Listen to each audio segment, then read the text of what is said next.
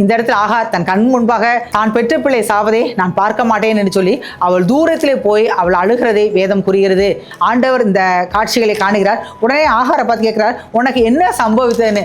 திருப்பி நம்மளா தான் அப்படி கேட்கிறோம், என்ன சம்பவிக்கல, எல்லாமே முடிஞ்சிருச்சு. கட்டின கணவன் கைவிட்டான், நம்பி வந்த நாச்சியாரால் துரத்தப்பட்டேன், இன்றைக்கு ஒரு பிள்ளையோடு கூட வனாந்தரத்தை அழுந்து கொண்டிருக்கிறேன், நாங்கள் எங்கேயாவது போய் கூட பிழைத்திருப்போம், ஆனால் மறுபடியும் திரும்பி போய் நீ அடங்கியிரு என்றபடினால் தான் நான் அடங்கி இருந்தேன். ஆனால் இன்றைக்கு 16-17 ஆண்டுகள் கழித்து செல்வ செழிப்போடு வாழ்ந்த நாங்கள் துரத்தப்பட்டுள்ளோம், என் பிள்ளை சாக போகிறான்னு சொல்லி அடுக்கடுக்கான கேள்விகளை ஆண்டவர் முன்பாக வைத்திருப்போம். ஆனால் ஆகார் அங்கே எதையும் கூறவில்லை. இந்த இடத்துல ஆண்டவர் கூறுகிறார், தேவன் பிள்ளையின் சத்தத்தை கேட்டார் என்று சொல்லி. அழுதது ஆகார், அதாவது இஸ்மவேலின் தாயார் தான் பிள்ளை சாவதை காண மாட்டேன் என்று சொல்லி அழுகிறாள்.